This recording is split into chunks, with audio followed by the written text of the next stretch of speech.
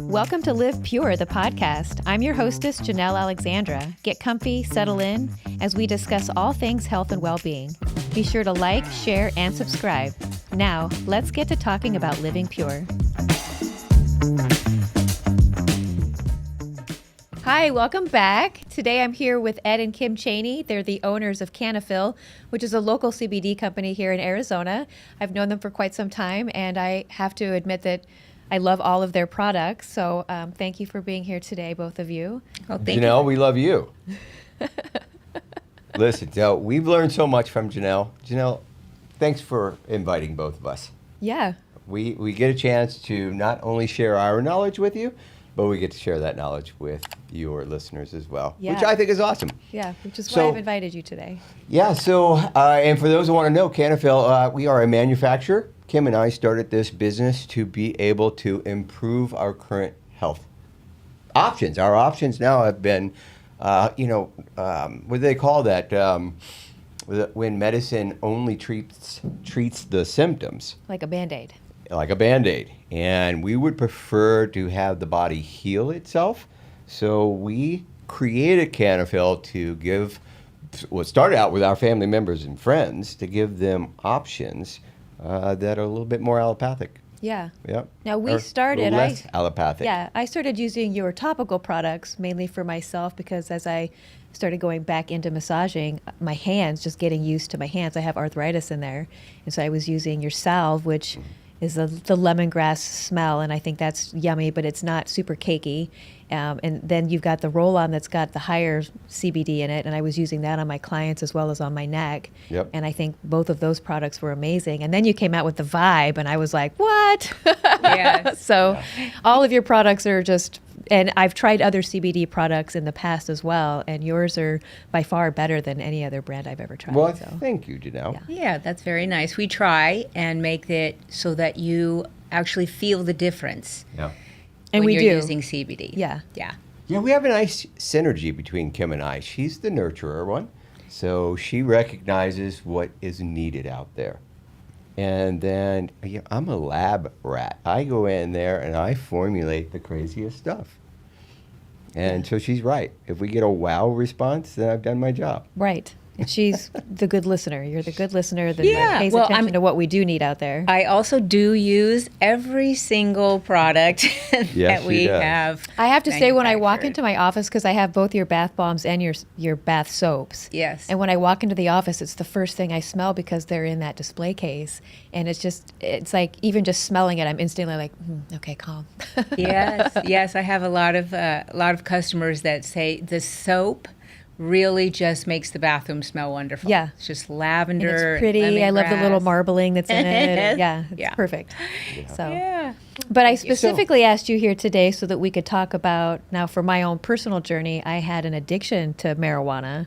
And so I know that you also have other friends and family who have had the same issue where we were taking it thinking it was helping us medicinally, and in fact it was hindering our health and making us worse.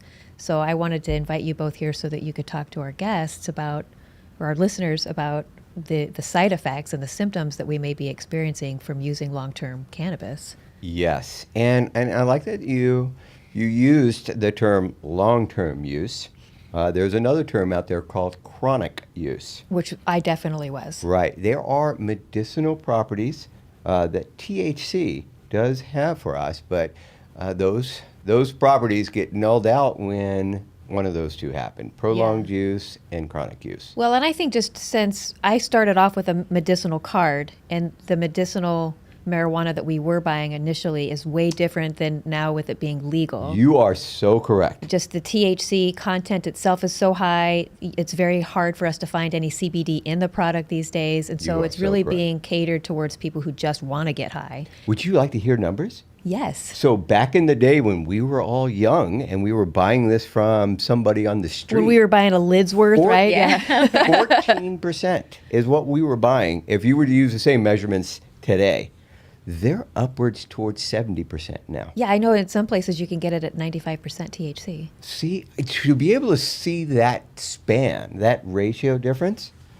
Well, no wonder everybody's struggling with Yeah, because I think chronic even a use. temporary use, that's where we're getting Well, induced with anxiety and like schizophrenia type episodes, and Yeah. it's just not good for anybody at this point. I think that was impossible to get there back in the day when it was 14%. Right. You know, the psychotic. Yeah, would you just fall disorder. asleep before then? Pretty much, you get the munchies and pass fall out, asleep, and yeah. that was it, you know. But now it's I think they had. it's almost debilitating. Yeah. I think they had one disorder Yeah. 30 years ago. Now they have 6 cannabis disorders. I'm not sure why that started. Like, why? I mean, I know. To Janelle's point, I think it was the increase in the potency. Yeah, but People are but looking why? for I mean, in general, our society is so overwhelmed and so stressed out that I think the mentality is more is better. Of course. So I'm going to take more THC, and that's going to help my anxiety better or whatever. And just like me, by the end, I was taking it for everything. I was taking it for appetite. I was Yeah. taking it to help me sleep. And then eventually the anxiety was setting in, and I needed it to just get out of the house, or I needed to have a conversation with somebody. And it was being used all the time instead of just for pain or appetite. But after getting off of it and gaining the weight back, I realized it was actually hindering me gaining weight. Yeah. So I call it the Shaggy effect because I stayed skinny even though I was eating cherry pie for breakfast. So Yeah. Yeah, it's interesting how it does affect everyone differently. Like, and of course, your use will determine that. I've never been able to use it like that. I've only been able to use it in very small doses in the evening. I find it, if I tried it in the daytime, I was completely useless the rest of the day. Yeah. You might as well just put me in And bed. were you I'll see altering back tomorrow. and forth then, or have you tried the difference between sativa and indica? Because I always had different blends. I've always only been an indica person, mainly because I've only done it in the evening. Right. So I've never really, I have tried sativa and I have used it, but I don't know if it's that I couldn't really get to that place where I could tell the difference, because it really just only makes me a little hungry and then sleepy. I have a lot of people that say, oh, I wake and bake every day. I'm like, wow, I don't know how you do that. Yeah, that's what I was doing, and it was helping me like get up and start focusing for the day. Or I called it my Adderall. It would help me like have the energy and the focus to get up and do what I needed to do for the day. Wow. Yeah. Yeah, I have never been able to do that. I literally, if I'm going to have a day where I don't want to do anything and I'm just going to like sit and watch TV, then I could possibly. That's when I say, would break out the "Okay." indica, and I would sit on the couch with all my snacks, and it was like my carb loading day, and I would Yeah. just sit there and watch TV and eat all day long. Well, let's talk about one of the cannabis disorders that I think everyone, including our listeners, will find familiar. Right. And that would be cannabis withdrawal syndrome. Now, cannabis withdrawal syndrome, you would think it only spoke to when I want to quit. But let's talk about the one that most people are familiar with. If you're using it in a prolonged and chronic basis, like you two were just speaking of, at some point, you have to consume more and more of the same product to get to the same place. Correct. And it's because this is the only cannabinoid that the brain learns to become resistant to. And so that tolerance just starts building up over time. And I think every experienced user goes to a place where they evaluate and assess, I'm going to have to stop for 2 weeks in order to reset that. Because this is costing me an arm and a leg, or, I'm in the bathroom all day long. Yeah, it went from just taking 1 or 2 hits a day to suddenly I was smoking up to an ounce a month by the end of it. Correct. And that is a function that happens in the brain, and that's all there is to it. So, but practice users are experienced with this, and they know it's about a 2-week process to clear that out, and then it'll reset back to where it was when you first started. So that is one everybody should be familiar with. The other one is you've decided it is time to stop. And then cannabis withdrawal syndrome then has some really nasty effects. And those effects usually are felt in your agitation, your anxiety, and your sleep are the big 3. And the sleep is horrific for some. Now, not everybody goes through cannabis withdrawal. There'll be a form of it, but a lot will go, they say about 50% of the population will go through what they consider the extreme cannabis withdrawal. And that is when you go through 7 days of no sleep at all. So being awake for 7 days is horrific. And if anybody has ever experienced that, that's hallucinations, that total body shutdown. It's horrible, absolutely horrible. So let's move over. Let's move over to a subject that stays with cannabis withdrawal syndrome. A lot of people will use it for sleep because it has a sedative type of characteristic to it. Like if you want to get knocked out, yeah, just a couple of gummies, a couple of good strong hits, and you will get knocked out. But you will wake up 3 or 4 hours later. Right, and that was the problem that I was having. So I would get Yeah. deep sleep. It would help me fall asleep, but I wasn't staying asleep. You would never get Yeah. to that REM 5. You just can't get to it. Yeah. And it also, at some point, the excitatory transmissions that cannabis is capable of giving you, all cannabis, that starts to get stronger once the sedative or the psychoactive piece starts to wear off. And this is another reason why you can't get to sleep.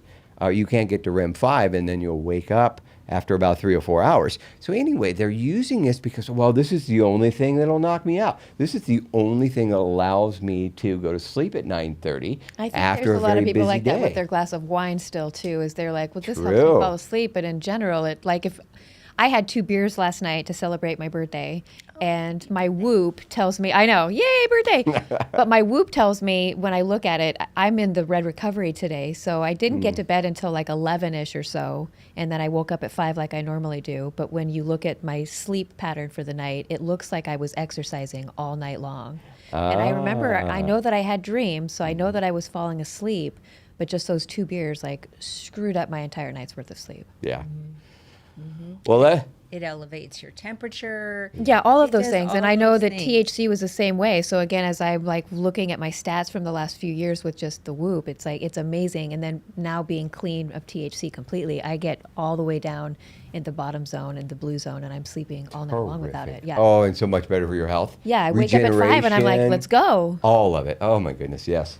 Well, stay on this withdrawal. If you're trying to get off cannabis 100%, and when I speak cannabis, I'm usually talking about THC, psychoactive cannabinoids.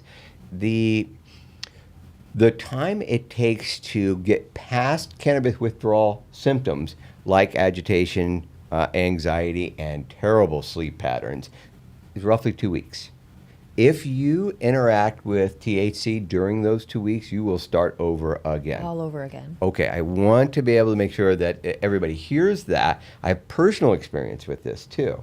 So I'm one of those that was affected by it. And I'm not a cannabis user, but when I met Kim, she helped me fall asleep with cannabis. And I went, wow, this is terrific. And so I would eat her brownies every night. Well, guess what size my brownie kept I want to growing try your to? brownies without the cannabis. I'm still waiting for those brownies. And so after about a year, I had came to the place of being a chronic user now. I'm using a huge brownie because that's the only thing that worked. So when I stopped, I went through it all. I remember tried hearing 3 some different of these times. Stories, yeah.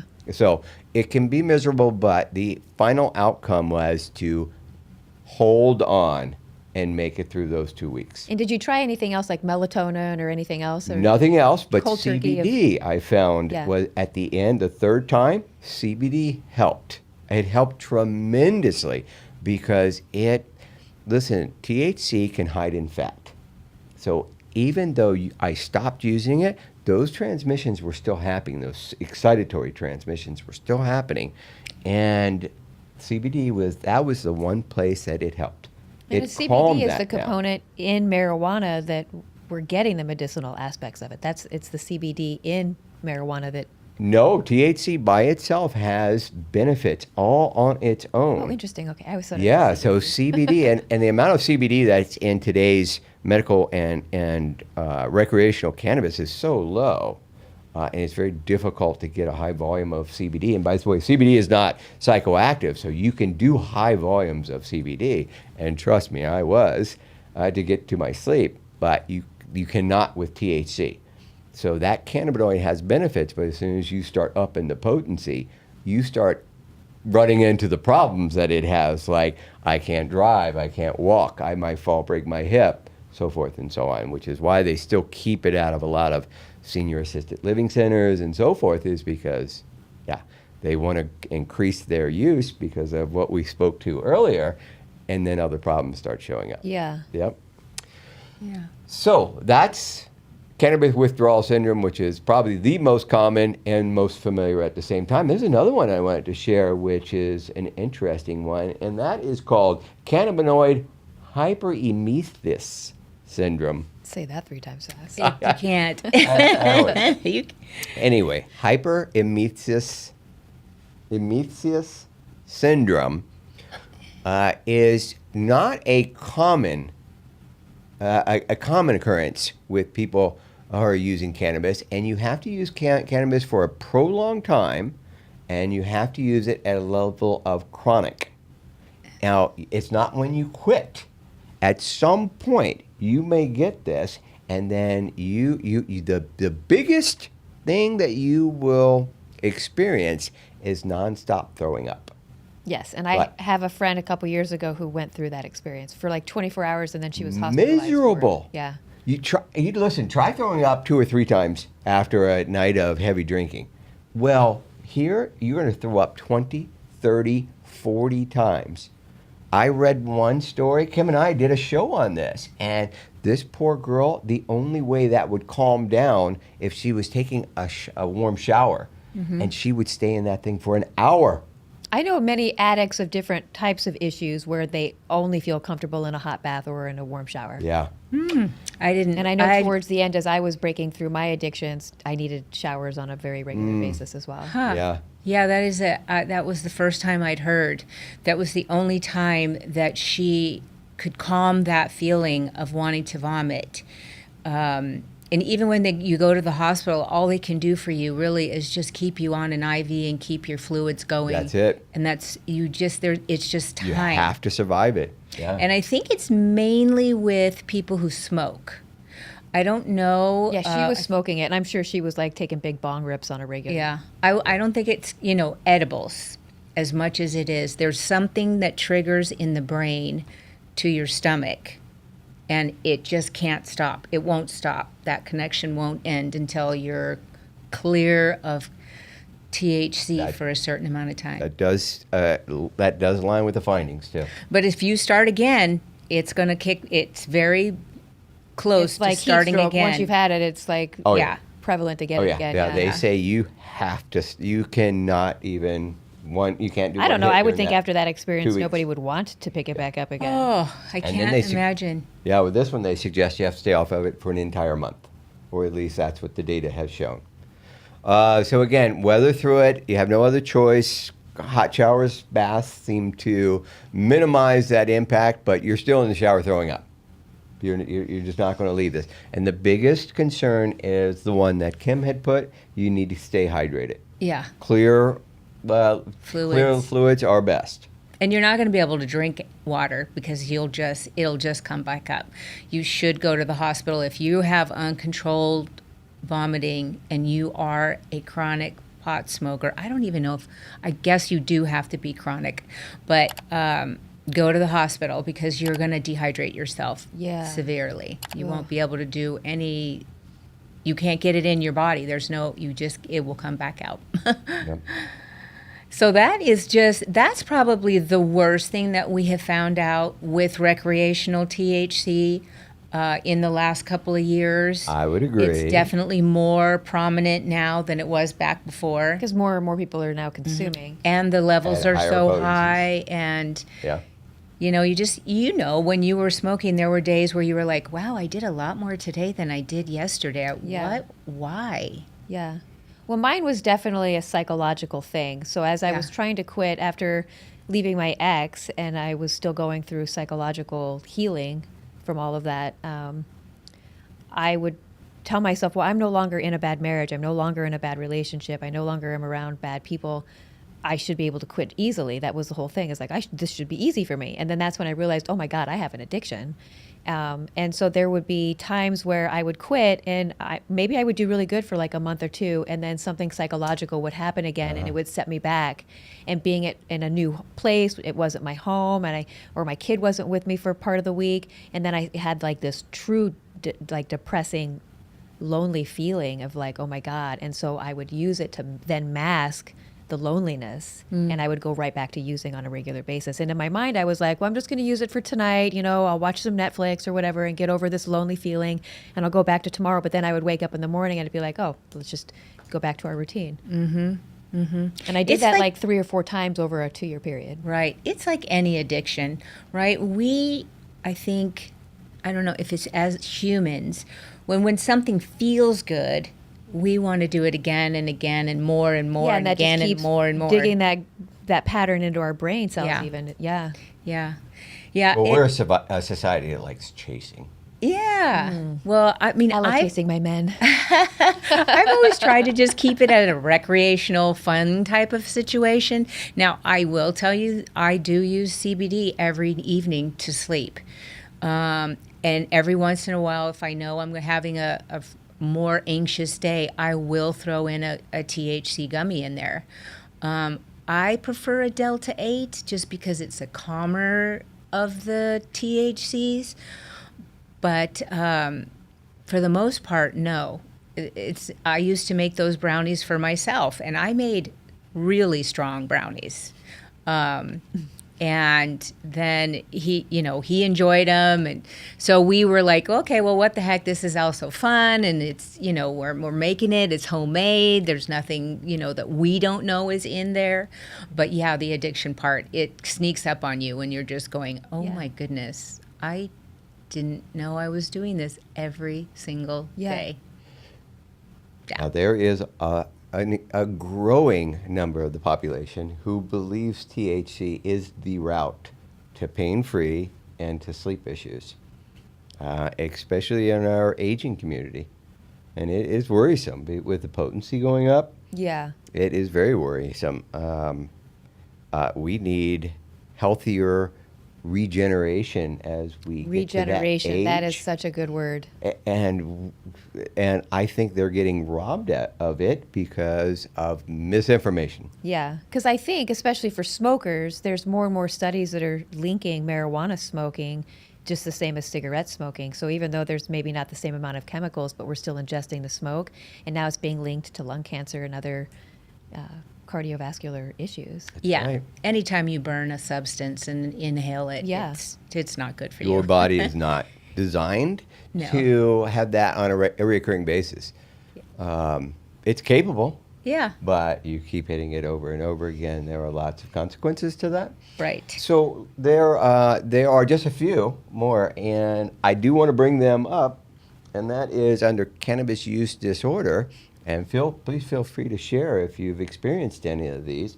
One of them is cannabis-induced psychotic disorder, and the other one is cannabis-induced anxiety disorder. That means you can directly relate it to one of those two psychological issues. Well, for me, of course, yes, anxiety. I have definitely found that if I'm in the wrong mind frame or anything like that, if I do THC, I'm going to exacerbate that feeling, that anxiety, that PTSD, whatever you want to call it, that will pop up in the brain, and it's hard to shut it back down. Yeah. Right. Now, there are studies out there to suggest that if that does occur, the natural state of our society is to, well, let me do some more. The problem with that is it's not going to go away. We already know that because we hear everybody talk that way. But the brain stops learning the ability to get rid of it. And so exacerbating it can be long-term as well. So the suggestion is if you can make this connection, go ahead and go through the leaving it behind, stopping it for a month. It takes 1 month. Stop it for 1 month. Yeah, there were times where I would wake up in the morning and I could actually taste it in my mouth. So after stop using, I would wake up and I could Interesting. taste THC in my mouth. So I could tell that it was still In your body. in my body. Well, you obviously don't have a lot of body fat. But if you do, that's where it stores. Whatever body fat you have, THC will stay there and store there for it could be many months, depending on how heavy a user you are. That's why they say if you wouldn't need to take a drug test, you really need to wait quite a while, and you need to do a lot of detoxing. Yeah. before you go in for any type of testing. So yeah, it definitely can reoccur throughout the month, and you're like, wow, what was that? Oh, okay, that's what that was. It's still leaving. Yeah, and I could imagine.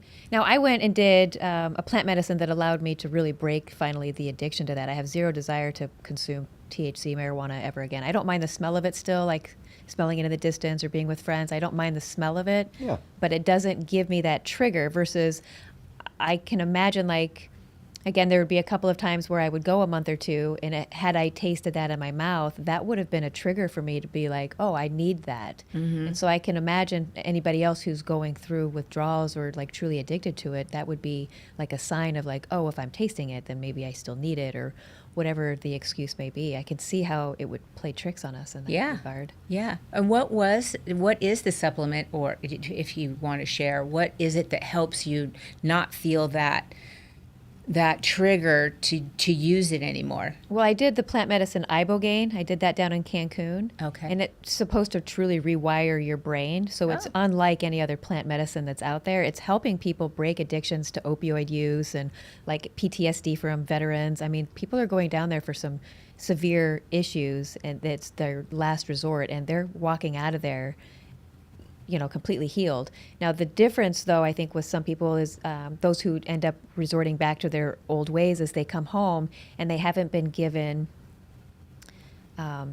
new plans or new habits, or they haven't been shown how to alter their entire lives, because this is now an altering, right? So I'm not around people who drink alcohol because I don't enjoy drinking alcohol. I'm not around people who are smoking on a regular basis. And I've had to also reset my mind so that like breath work and ice baths and retraining just my central nervous system in general. There were a lot of things that I had to learn in order to now deal with the outside stressors. The whole reason of why we're consuming those substances is, right, is to mask or to Band-Aid over whatever our emotional, mental stress is. Right. So I had to work really hard to get to a place where if something triggers me now, I can say, oh, I recognize this as a trigger.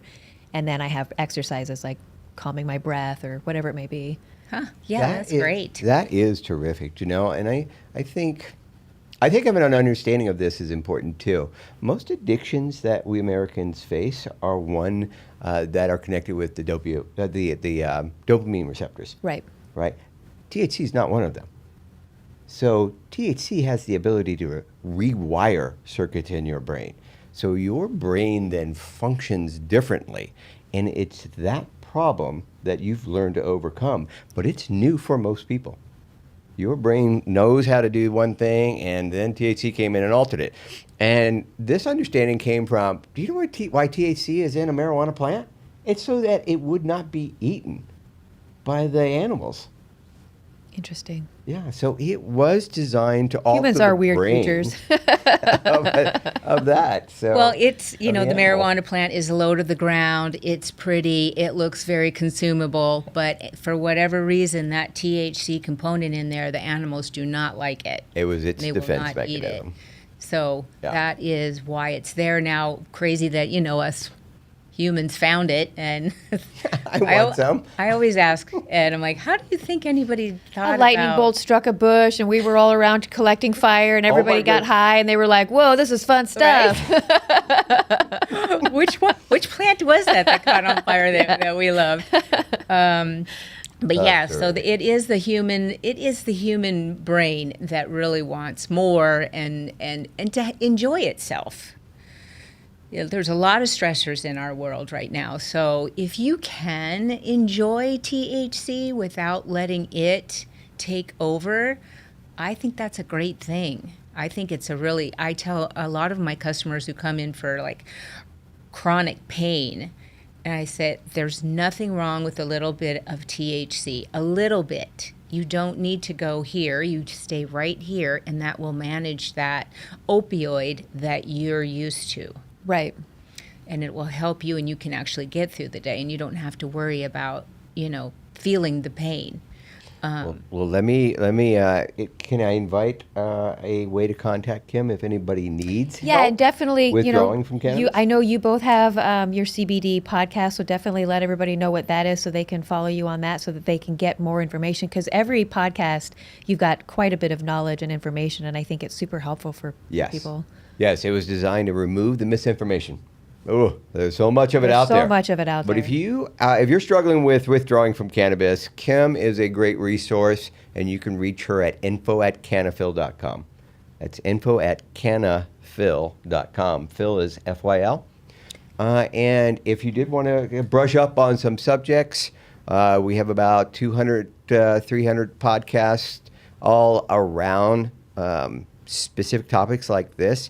And the podcast is under the CBDEdshow.org. Okay. Yeah. And we talk all things cannabis. We talk about CBD, CBG, THC. I mean, all the cannabinoids. We've talked about you once. Yeah, I came on for the pets. Yeah, Yes. because you guys have got the pet products, and Yes. my dog loves it, especially after he got attacked by Oh my coyotes God, last my summer. dog still misses you. Yeah. Oh, I'll come back.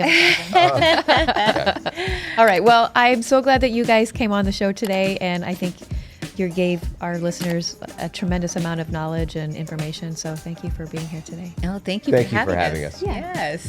Jinx. Thanks for tuning in today. I hope you learned something new about health and well-being. Remember, your current position is not your final destination. Be sure to like, share, and subscribe to our channel. Definitely reach out with questions so we can discuss it in a future episode. Until next time, live pure.